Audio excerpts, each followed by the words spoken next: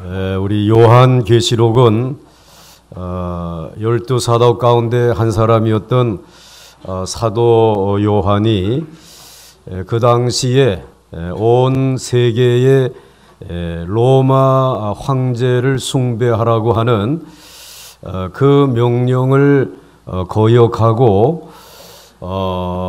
반역했다고 해서 형벌을 받고 반모라고 하는 섬에 가서 유배 생활을 할 때에 받은 계시의 말씀이 요한계시록입니다.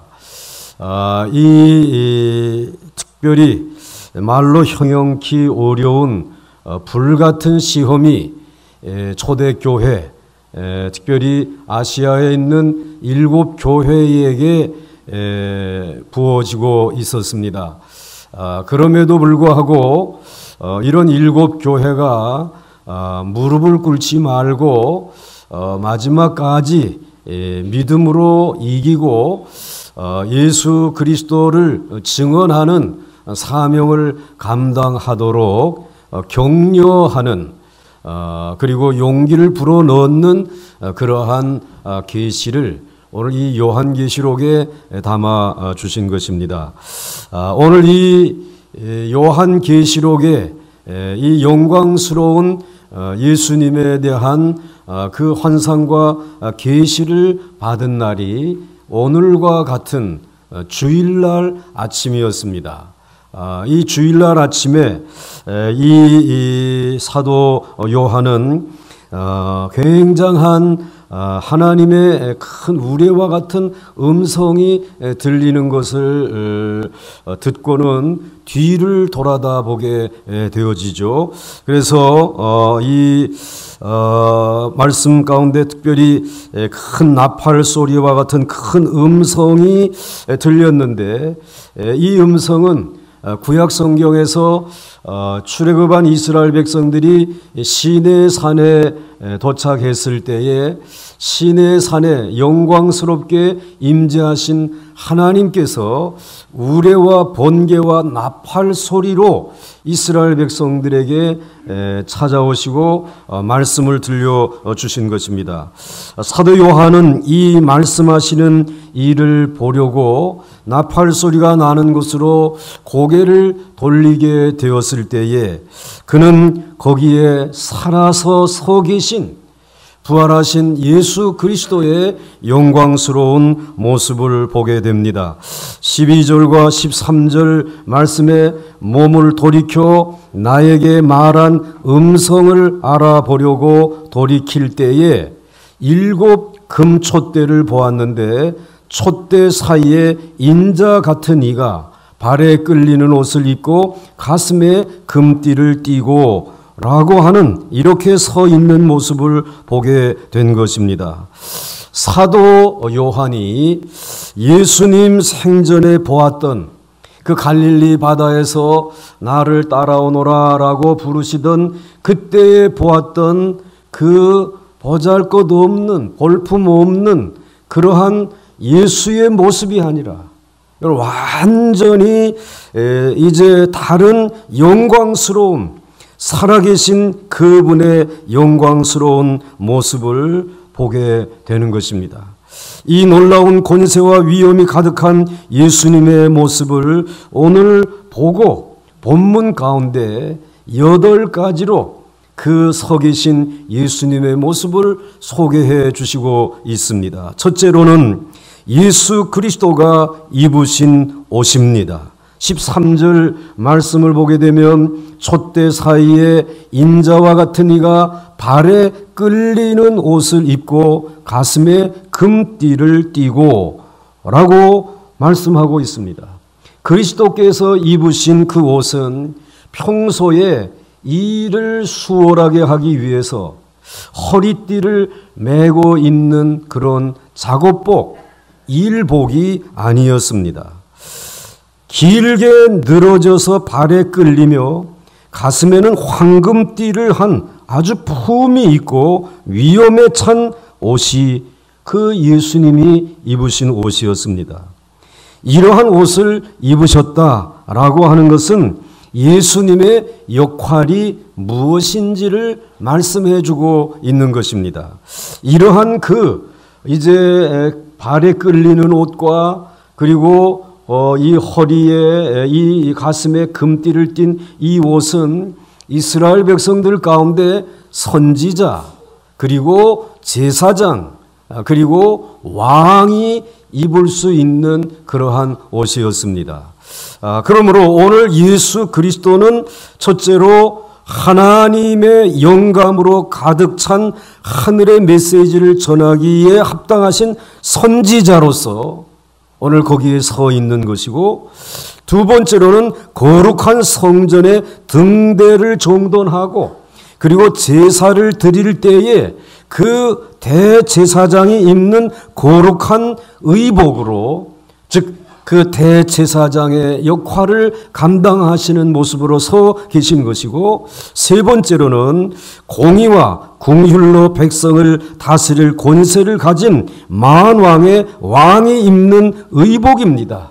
그러므로 이 서 계신 예수 그리스도는 만왕의 왕이라고 하는 사실을 오늘 나타내 보여주고 있는 것입니다. 이와 같은 예수 그리스도가 2000년 전 베들레헴 말구유에 탄생하셨습니다.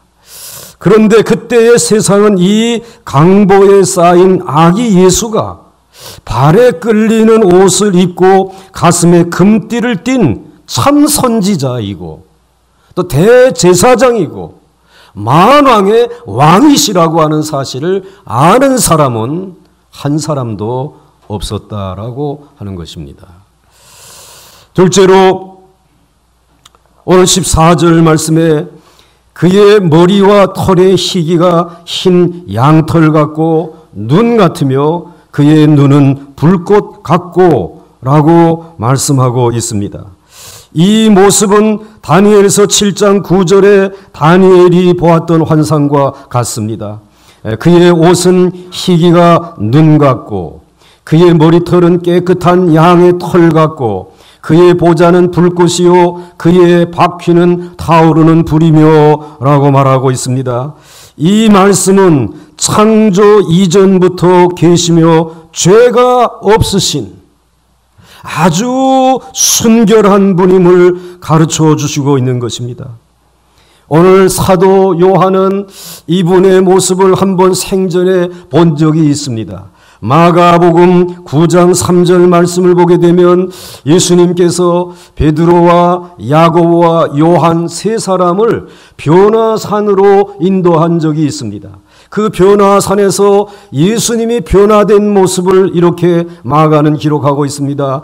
그 옷이 광채가 나며 세상에서 빨래하는 자가 그렇게 희게 할 수 없을 만큼 매우 희어졌더라.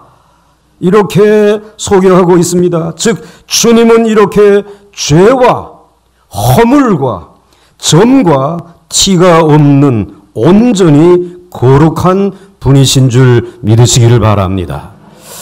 그리고 세 번째로는 14절 하반절에 그의 눈은 불꽃 같고 이렇게 말씀을 하고 있습니다. 이것은 전지하신 분에게만 가능한 예리한 통찰력을 가지고 계시다라는 말입니다. 즉 모든 것을 알고 계시는 분, 아주 놀라운 통찰력을 가지고 계신 그분, 무한한 지식의 상징으로 표현할 때에 불꽃 같은 눈을 갖고 계신다. 이렇게 말합니다. 다니엘서 10장 6절에도 다니엘은 그의 눈은 무슨 불 같고 횃불 같고 어두움으로 가릴 수 없는 횃불 같은 그러한 눈을 가지고 계시다라는 말이죠. 이렇게 예수 그리스도는 이 세상의 모든 인생을 살피시는 권세를 가지셨고요. 심지어는 감추어진 모든 인생들의 내실까지 내면까지 꿰뚫어 보시는 권세를 가지셨다라는 말씀입니다. 예수님은 감추어진 어두운 곳에 빛을 비추어서 마음의 생각을 드러내시는 분이십니다. 이 불꽃 같은 눈을 가지신 주님 앞에 숨겨질 수 있는 죄는 하나도 없습니다. 또한 그의 눈은 죄악만 감찰하시는 눈이 아닙니다. 선한 일을 위해 수고하는 자들도 살피시는 주님이십니다. 그래서 7 교회의 사자들에게 보낸 편지에 항상 내가 내 수고를 아노니, 즉 내가 너희 7 교회에 행하는 수고를 아노니 라고 하는 말을 반복하고 계십니다. 요한계시록 2장 2절에 에베소 교회를 향해서는 내가 내 행위와 수고와 내 인내를 어떻게 하신다고요? 알고 계신다라고 말씀하고 있습니다. 그리고 요한계시록 2장 이제 9절 말씀에는 서문화 교회를 향해서 아주 충성된 교회인데 내가 내 환난과 궁핍을 알거니와, 너희 서문화 교회가 경제적으로나 모든 면에서 어렵고 또 어려운 것을 안다.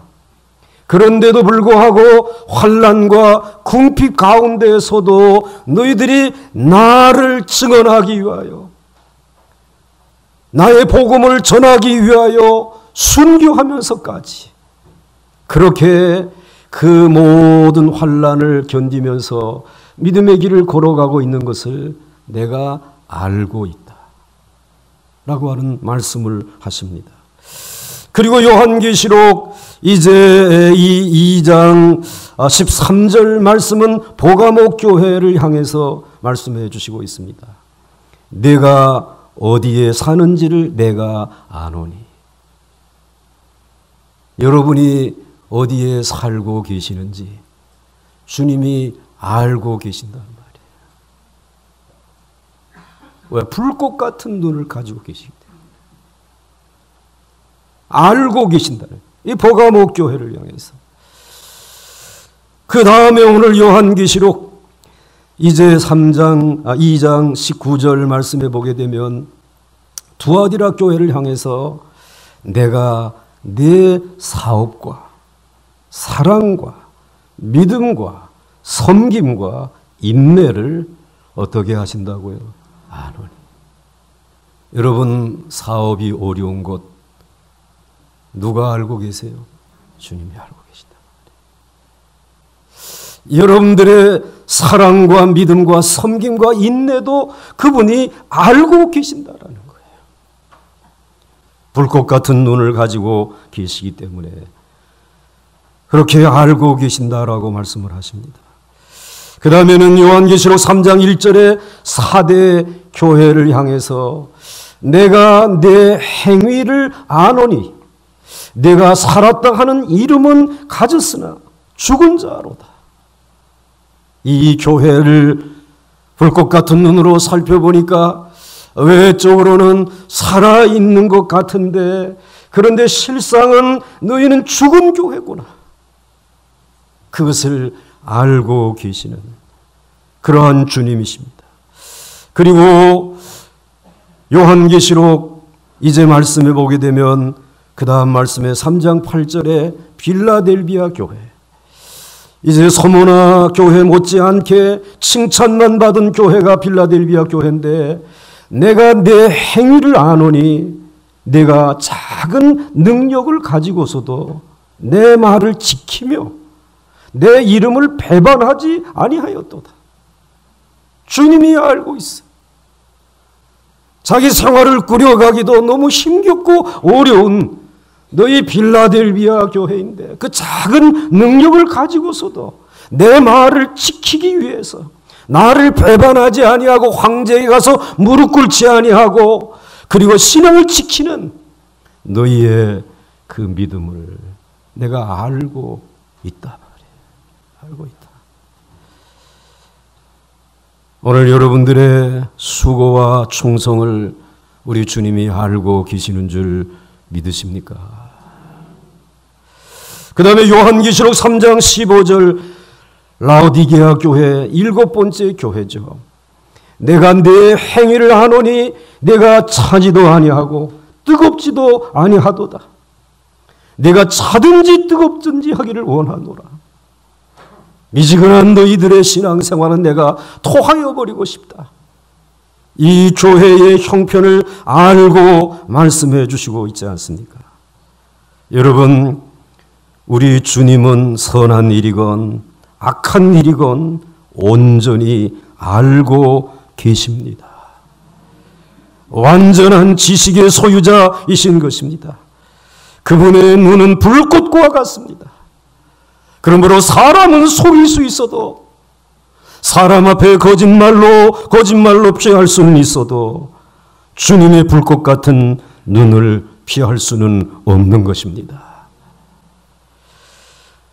오늘 불꽃 같은 눈을 가지신 주님을 세 번째로 보았고요. 네 번째로는 15절 말씀에 그의 발은 풀무불에 단련한 빛난 주석 같고 라고 말씀하고 있습니다. 이와 같은 형상은 계시록 2장에 한 번 더 나오게 됩니다. 그곳에서는 그리스도께서 심판하시기 위해서 이 주석같이 빛나는 그러한 발을 가지고 활동하시는 모습을 묘사하고 계십니다. 그러니까 그리스도께서는 그 발로 교회 가운데를 행하시면서 하나님의 영원하신 목적의 성취를 위해서 움직이고 계신다라고 하는 사실을 보여주고 있습니다. 사도 요한이 살던 시대의 놋쇠는 금과 구리와 그리고 은의 복합물로서 가장 강한 금속 중에 금속이 바로 이 놋쇠였습니다. 여기 풀무에 단련받은 것은 바로 이 놋쇠를 의미하는 것입니다. 이 놋쇠의 특성 중에 하나가 아무리 뜨거운 열에도 녹지 않는다라는 것입니다. 그러니까 오늘 우리 주님은 인간의 몸을 입고 그것도 말고유의 갓난 어린아이의 모습을 입고 이 세상에 오셔서 그래서 이 땅에서 용광로와 같은 세상의 모든 시험을 예수님이 다 견디시고 마지막에 십자가 이거 처절한 시험까지 견디시고 마침내 이기셨습니다. 비록 죄악과 죽음이 가득 찬 세상에서 그는 부패하시거나 타락하시지 않으셨습니다. 이제 용광로에서 연단된 빛난 발로, 주석같이 빛난 발로 의의 원수들을 밟으실 것입니다. 그때는 아무도 그 발 앞에서 저항하지 못할 것입니다. 그의 빛난 발은 완전한 심판을 위해 움직이실 것입니다. 그러므로 이 빛난 그 주석같이 빛나는 발을 가지고 걸어가시는 주님의 뒤를 거리가 떨어지지 아니하고 가까이에서 함께 따라갈 수 있기를 주의 이름으로 축원합니다. 멀어지면 심판받는 것입니다. 멀어지면 우리는 타락하게 되어지는 것입니다. 오늘 주석같이 빛난 발을 가지신 그 주님을 네 번째로 보여주시고 다섯 번째로는 15절 하반절 말씀에 그의 음성은 맑은 물소리, 많은 물소리와 같으며 라고 말씀하고 있습니다. 이것은 에스겔 43장 2절에서도 동일하게 말씀하신 것입니다. 하나님의 음성이 어떠한 물소리와 같다 그랬습니까? 많은 물소리와 같다고 말씀하고 있습니다. 마치 홍수 때에 저 소양강 때문에 높은 곳에서 이어 떨어지면서 천지를 진동하는 물소리와 같은 주의 음성을 말씀하고 있는 것입니다. 이 댐의 폭포수 앞에서는 다른 사람의 소리가 들리지 않습니다. 정말 졸지 말고 설교를 정신을 차리고 들으세요 해도 폭포 소리만 들리지 오직 물소리만 들릴 뿐입니다. 생전에 살아계실 때의 음성은 그 주님의 음성은 항상 부드러우셨습니다. 수고하고 무거운 짐진 자들아 다 내게로 오라. 내가 너희를 쉬게 하리라. 라고 하시는 사랑의 음성이었습니다. 부드러운 음성이었습니다. 그런데 이제는 큰 폭포의 힘센 물소리 같이 권위를 가지고 능력을 가지고 오늘 우리의 귀에 울려지는 줄 믿습니까? 물소리를 듣는 이의 상황에 따라서 달리 들릴 것입니다. 죄를 지은 불안한 자에게는 두려움에 거센 물결 소리로 들리겠죠. 심령이 깨끗한 자들에게는 심령을 위로하시는 주님의 부드러운 음성으로 들려질 것입니다. 언제 주님의 음성을 듣든지 두려움의 거센 물결 소리로 들리지 아니하고 여러분들에게는 언제든지 사랑하시는 주님의 위로의 소망의 음성으로 들려질 수 있기를 주의 이름으로 축원합니다. 여섯 번째로 16절 말씀에 보여주신 모습은 그의 오른손에 7별이 있고 라고 하였습니다. 주님이 7별을 붙잡고 계시다라는 것이, 그 7별은 무엇을 의미하는 것인가? 이 1장을 읽어 내려가게 되면 20절 말씀은 이렇게 소개해 주시고 있습니다. 내가 본 것은 내 오른손에 7별의 비밀과 또 7 금촛대라.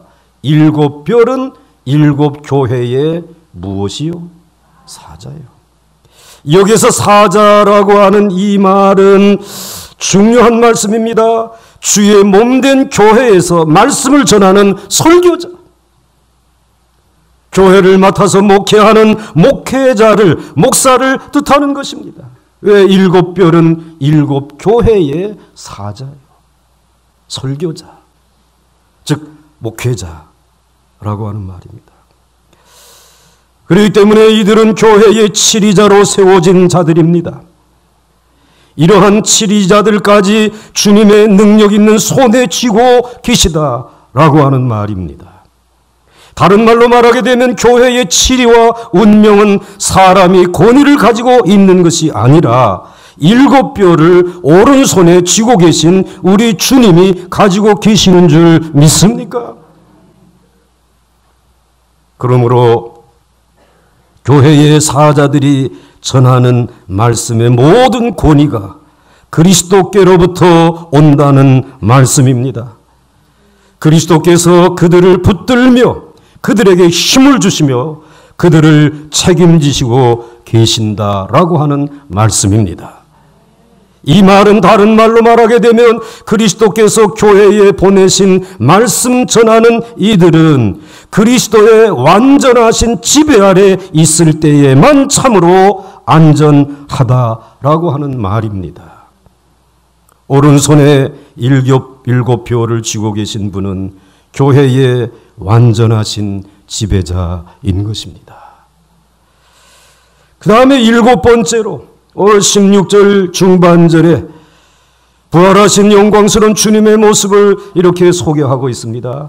그의 입에서 좌우에 날선 검이 나오고, 이 검이라고 하는 것은 히브리서 4장 12절에서 하나님의 말씀은 살아있고 활력이 있어 좌우에 날선 어떤 검보다도 예리하여 라고 설명해 주시고 있습니다. 이 말씀의 검은 인간의 행위를 찌르고 쪼개고 감찰하는 힘이 있습니다. 이 말은 앞으로 그분의 입에서 나오는 모든 말씀이 미래의 모든 심판의 기초가 될 것이다. 주님이 그저 마음대로 감정 가는 대로 심판하는 것이 아니라 미래의 모든 심판의 기초가 그분의 입에서 나온 말씀을 따라서 이루어질 것임을 가르쳐 주고 있습니다. 그래서 요한복음 12장 48절에 나를 저버리고 내 말을 받지 아니하는 자를 심판할 이가 있으니 곧 내가 한 그 말이 마지막 날에 그를 심판하리라. 주님의 입으로 나온 말씀, 거기에 하나도 더하거나 빼지 아니하여야 된다는 것입니다. 왜냐하면 성경에 있는 이 말씀, 주님의 입을 통해서 전해진 말씀에 따라서 마지막 날에 심판할 것이란 말이지. 그런데 어찌 주님의 말씀에 무엇을 더하고 감하는 이단이 일어날 수 있느냐 말이죠. 마지막 날에 무엇을 받는다고요? 심판을 받는다 말이에요.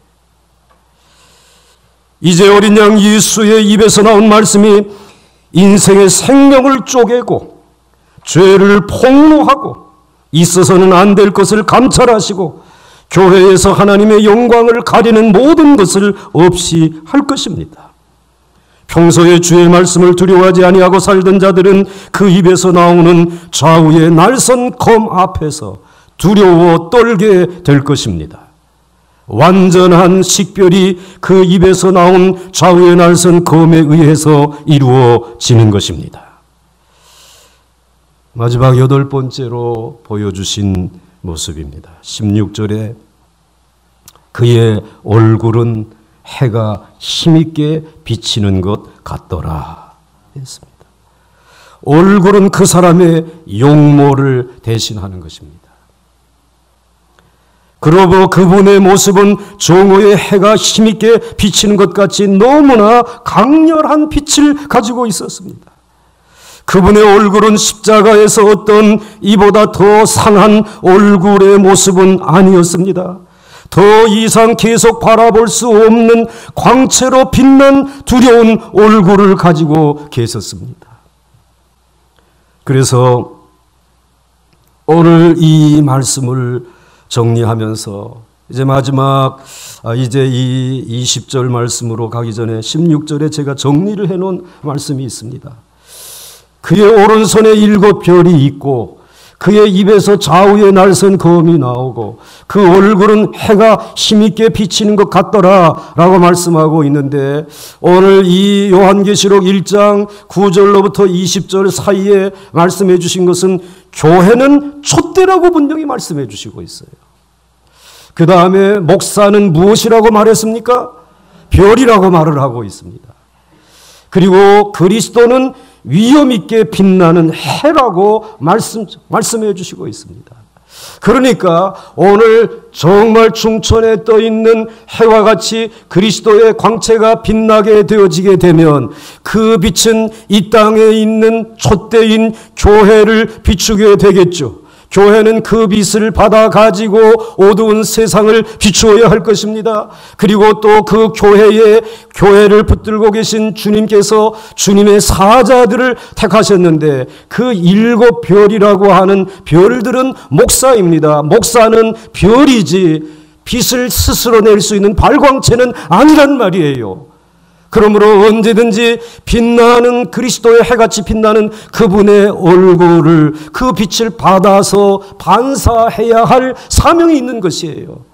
그러므로 여러분, 자기 자신이 인간이 그리스도가 될 수 없어요. 인간이 하나님의 말씀을 다 완전하게 해석할 수 없는 것이에요.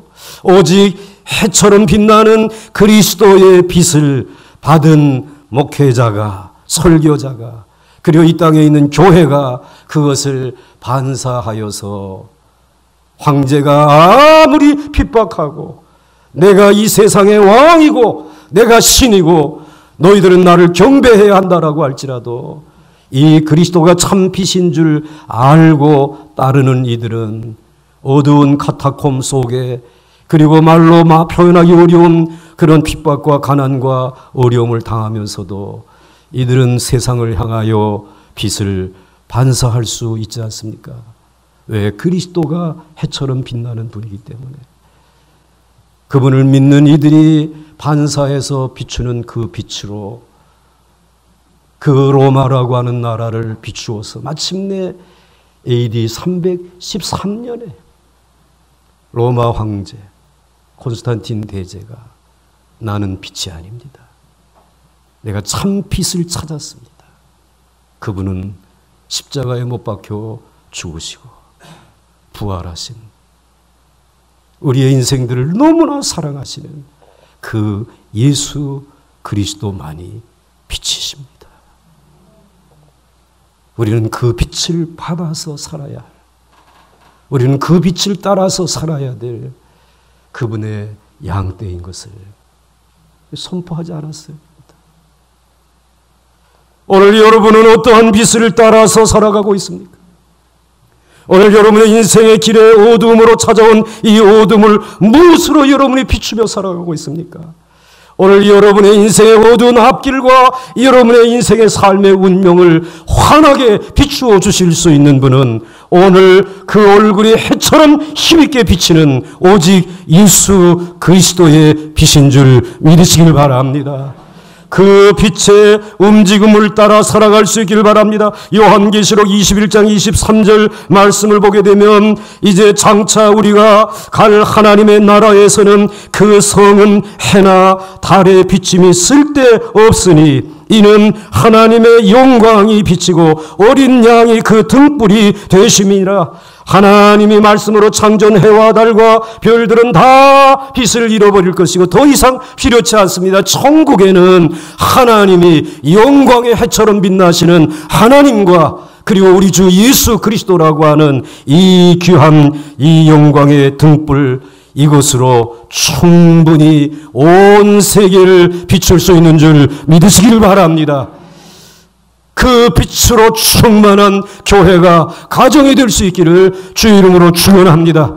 그래서 오늘은 요한계시록 1장을 말씀을 드리지만 이제 다음 주일 송년 마지막 주일에는 요한계시록 이제 마지막 장의 말씀을 여러분과 함께 나누면서 오늘 우리를 비출 수 없는 이러한 가짜의 빛들은 다 드러내고 솎아내고 오직 광명한 빛이신 예수 그리스도 앞에 함께 무릎을 꿇고 새해를 맞이하게 되면 우리의 한 해는 우리 주님께서 광명한 빛으로 우리의 어두움을 몰아내고 실족하지 아니하고 마침내 복을 받는 자리에 세워 주실 줄 믿습니다. 오늘 사도 요한은 이렇게 8가지 자신이 본 그리스도를 소개해 주고 있습니다. 예수 그리스도는 첫째, 발에 끌리는 옷을 입고 가슴에 금띠를 띠고, 둘째는 머리털의 희기가 흰 양털 같고 눈 같으며, 셋째는 그의 눈은 불꽃 같고, 넷째 그의 발은 풀무불에 단련한 빛난 주석 같고, 다섯째로는 그의 음성은 많은 물소리와 같으며, 여섯째는 그의 오른손에 7별이 있고, 7번째로는 그의 입에서 좌우에 날선 검이 나오고, 8번째로는 그의 얼굴은 해가 힘있게 비치는 것 같더라. 할렐루야. 오늘 이 주님이 여기 계시는 줄 믿으시기 바랍니다. 오늘 우리는 그 주님을 예배하기 위하여 이 자리에 나와서 나의 주, 나의 하나님이라고 부르고 찬송하며 예배하는 줄 믿습니다. 그래서 오늘 17절 말씀에 이제 내가 볼 때에 그의 발 옆에 엎드러져 죽은 자 같이 되매, 사도 요한은 이와 같은 예수님의 모습을 보고 그만 엎드러지고 말았습니다. 그분의 발 앞에 엎드려서 죽은 자와 같이 되어졌다라고 말하고 있습니다. 사도 요한은 겸손하게 그분에게 굴복하고 그 위험 앞에 두려운 경배와 자신의 나약함을 느끼며 엎드렸습니다. 그런데 이러한 주님의 모습을 보여주신 것은 사도 요한을 두렵게 하려고 하는 것이 아니라, 잘 들으시기 바랍니다. 도리어 그를 격려하고 강하게 하려고 이러한 모습을 보여주신 것입니다. 그래서 17절 18절 말씀은 그가 내가 볼 때에 그의 발 앞에 엎드려져 죽은 자같이 되매 그가 오른손을 내게 얹고 이르시되 두려워하지 말라. 뭐 하지 말라고요? 두려워하지 말라라는 것이에요. 나는 처음이요 마지막이니 곧 살아있는 자라. 내가 전에 죽었었노라. 볼지어다 이제 세세토록 살아있어 사망과 음부의 열쇠를 가졌노니.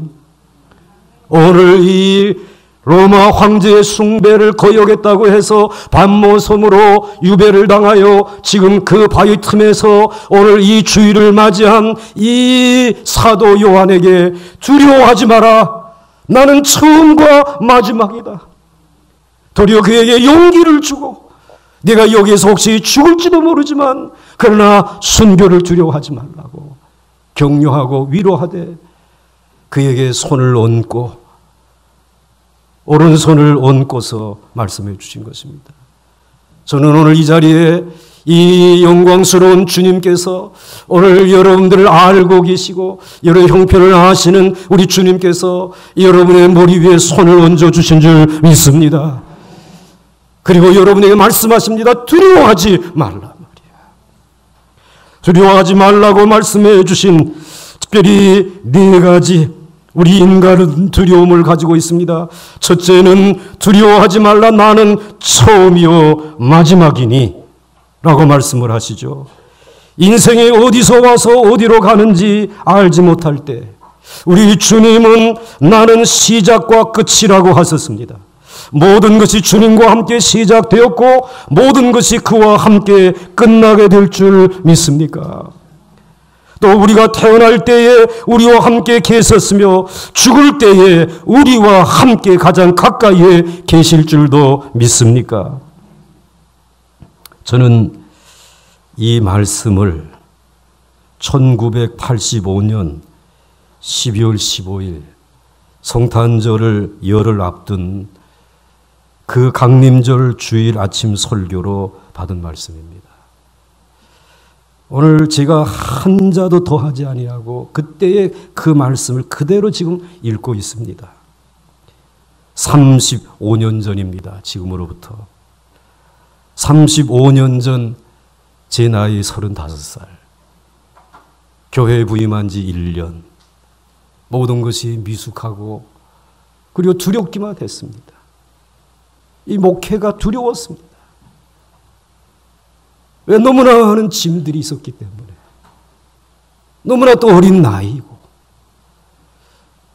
그리고 이 교회의 이 말씀 사역, 돌아서면 설교해야 되잖아요. 목회자라고는 저 혼자밖에 없는데 말이죠. 끊임없이 이 설교를 끝까지 할 수 있을까 말이야. 정말 이 어려움을 다 극복하고 그리고 정말 하나님에게 영광을 돌릴 수 있는 그날은 정말 올까? 막 두려움이 밀려오는 것이죠. 그 두려움과 함께 가정에 가게 되면 가족에 있는 아내, 결혼한 지 5년밖에 안 된 새색시 아니에요, 여러분들. 그리고 그 새색시하고 사이에서 두 아이가 태어났잖아요. 4살, 3살. 이것들을 끝까지 아버지 노릇을 다 하면서 이 목회를 하면서 내가 잘 책임질 수 있을까? 막 이런 것들이 밀려오는 거예요. 그리고 연약한 이 몸, 남들처럼 건강한 몸도 아닌데 이 몸을 가지고 끝까지 마지막까지 목회를 하고 은퇴할 수 있을까?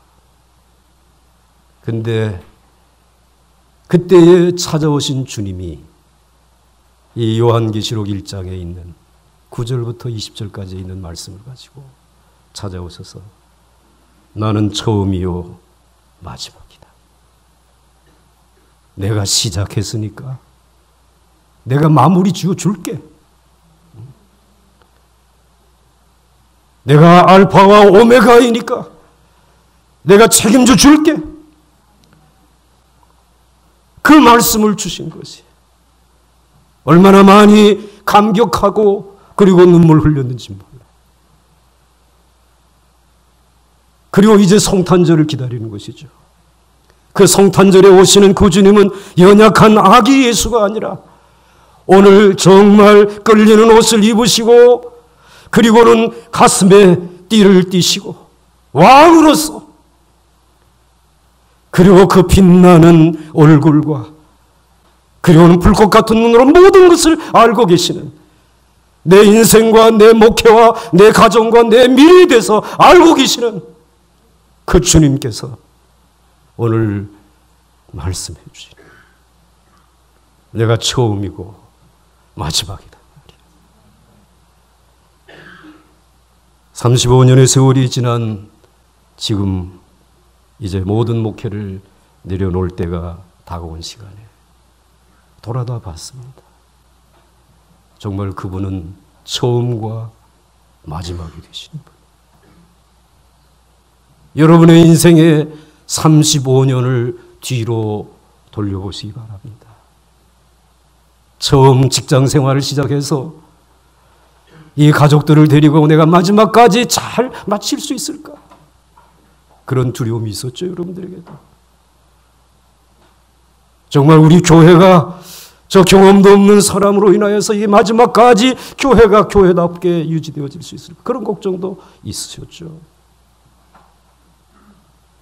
시원찮은 건강 때문에 내가 마지막까지 이 생명을 잘 유지할 수 있을까, 이런 어려움들이 있었을 거예요. 벗어지지 않으려는 가난에 대한 그 모든 사슬들은 있었어요, 여러분들. 그런데 그때, 아니 오늘도 오셔서 두려워하지 말라. 나는 처음과 무엇이라고요? 마지막이시다. 내가 책임져 줄 것이다. 살아계신 줄 믿으시기 바랍니다. 오늘 그분이 여러분의 인생의 주인이십니다. 나의 주, 나의 하나님이십니다. 살아계신 하나님이십니다. 그러면서 두려워하지 말라고 살아있는 자라 내가 전에 죽었었노라.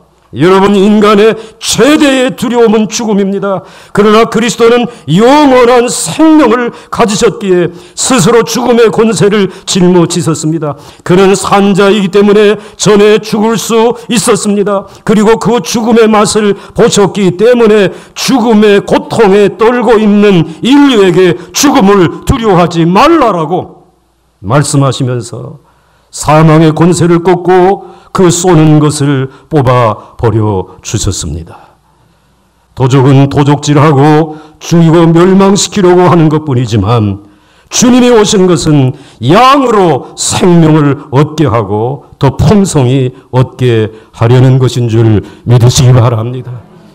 그리고 세 번째로 두려워하지 말라, 이제 영원토록 살아있어 라고 말씀하십니다. 이제 주님은 끝없는 생명의 권세 가운데 영원히 살아 계십니다. 나사로는 죽은 지 사흘 만에 살아났다가 결국 죽고 말았지만 예수 그리스도는 죽은 자 가운데서 살아나셔서 영원히 살아 계십니다. 그 살아계신 자가 오른손으로 붙들고 있는 교회도 영원할 것입니다. 교회를 흔들지 마시기 바랍니다. 그러므로 우리 그리스도인들은 어떤 권세나 위협에도 두려워하지 않습니다. 죄악에 물들거나 불의에 복종할 수 없습니다. 우리는 영원토록 살아있을 존재들입니다. 그러므로 무슨 일을 하더라도 눈가림으로 하지 말고 진실로 해야 합니다. 영원과 잇대어 살 것을 믿으면서 주님을 섬기시고 주님의 교회를 섬기시고 주님과 함께 형제 자매된 이들을 섬길 수 있기를 주의 이름으로 축원합니다. 네 번째로 두려워하지 말라, 사망과 음부의 열쇠를 가졌노라 라고 말씀하고 있습니다. 우리 주님이 부활하시면서 죽음의 권세를 가진 자, 악마로부터 사탄으로부터 빼앗은 것이 사망과 음부의 열쇠를 빼앗으셨습니다. 열쇠는 권위의 상징입니다. 보이지 않는 세계의 운명을 좌우할 수 있는 열쇠를 그리스도가 가지고 계신다라는 말씀입니다. 열면 닫을 자가 없습니다. 닫으면 열 자가 없는 권위를 가지고 계십니다. 우리는 더 이상 이 세상의 병마와 사탄과 저주를 두려워할 필요가 없습니다. 그분에게 영생의 열쇠, 생명의 열쇠, 성공과 축복의 열쇠가 있습니다. 그의 손에서 열쇠를 빼앗을 자가 없습니다. 사망과 음부의 권세는 모든 힘을 그리스도에게 빼앗기고 또 빼앗긴 줄 믿으시기 바랍니다. 이제 이 만왕의 왕이신 영광의 주님이 우리를 모든 두려움에서 건지시기 위하여 이 땅에 인간의 몸을 입고 강림하셨습니다. 마국간에 강림하신 것입니다. 이 주님을 겸손히 맞이하는 자는 발에 끌리는 옷을 입으시고 금띠를 가슴에 두르신 주님이 영원토록 다스려 주실 줄 믿습니다. 그에게는 죽음이 두렵지 않고 영원토록 살아있으며 사망과 음부의 권세를 깨트려 질 것이며 시작과 나중이 그의 손에서 형통하게 될 것입니다.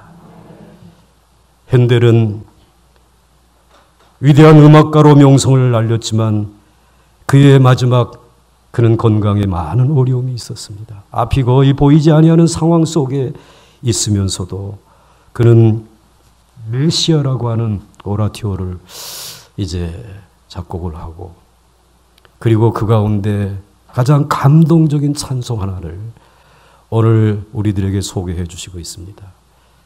가능하면 여러분들이 이 찬송은 외워가지고 힘들고 어려울 때에 여러분들의 힘들고 그 어려운 상황을 향해서 선포하면서 부르면 좋겠어요. 오늘 찬송가 170장 따라서 하시기 바랍니다. 내 주님은 살아계십니다. 내 주님은 살아계십니다. 오늘 살아계신 그 주님을 기다리면서 함께 찬송하겠습니다.